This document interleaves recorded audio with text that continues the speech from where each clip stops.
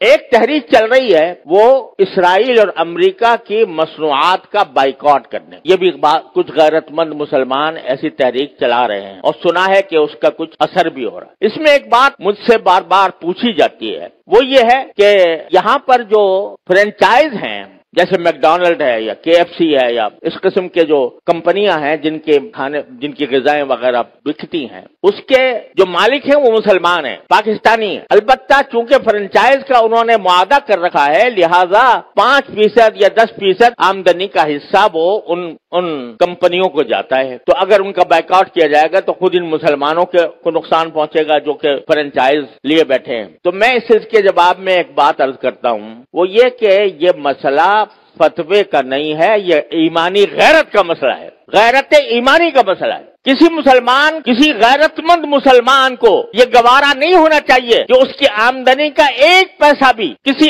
ایسے شخص کو پہنچے جو اسرائیل کو مدد دے رہا ہے۔ یہ انسان کی ایمانی غیرت کا تقاضا ہے۔ یہ کہنا کہ 5% جاتا ہے، اب 95% تو ہم کھاتے ہیں۔ ارے بھائی 95% آپ کھا چکے، بہت الحمدللہ، کافی اپنے نفع بنا لیا۔ اب آپ یہ تو کر سکتے ہو کہ اس فرنچائز کو ختم کر کے اپنا کاروبار شروع کر دو۔ اگر اس کو ختم کر کے اپنا کاروبار شروع کرو گے تو ذرا تھوڑا سا پتہ تو چلے گا ان کو کہ یہ جو ہم دنیا بھر کے اندر ہم اپنی مصنوعات چلا رہے ہیں، دنیا بھر میں ہمارا سکہ چل رہا ہے، اس کا کچھ اثر تو ہوگا۔ یہ کہنا کہ 5% جا رہا ہے ان کو اور ہم نے 5% جا کے کیا اس میں کیا فرق پڑے گا؟ آپ ذرا یہ سوچو کہ اگر کوئی میری آمدنی کا 50% نہیں 1% کسی ایسے شخص کو پہنچ رہا ہو جو میرے باپ کے قتل کی سازش کر رہا ہے، گوارا کرو گے کہ میری آمدنی کا 1% ایسے شخص کو دیا جا رہا ہے جو میرے باپ کے قتل کی سازش کر رہا ہے یا میرے قتل کی سازش کر رہا ہے؟ تو یہاں اس کو 1% اور 2% اور 5% سے ناپو گے۔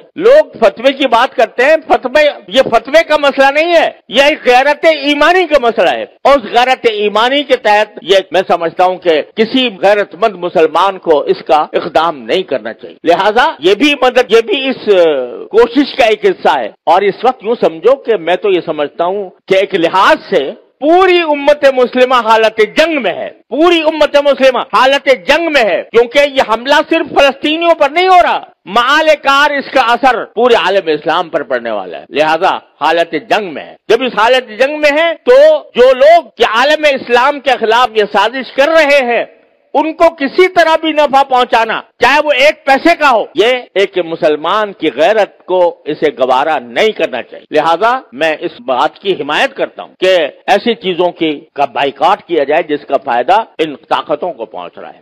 تو اپنی سی کوشش کرو، اللہ تعالیٰ سے دعا جاری رکھو، کوئی وقت خالی نہ جائے جس میں اللہ تعالیٰ سے نہ مانگا جا رہا ہو، اور پھر اللہ کے فیصلے پر راضی رہو۔ پھر جو اللہ کا فیصلہ ہے وہی برحق ہے، وہ ہماری خواہش کے مطابق ہو تو برحق ہے، ہماری خواہش کے خلاف ہو تو برحق ہے۔ تو بس یہ ہے پریشانی کا علاج۔ اللہ تبارک و تعالیٰ اپنے فضل و کرم سے ہم سب کو اس پر عمل کی توفیق عطا فرمائے۔ وآخر دعوانا الحمدللہ رب العالمین۔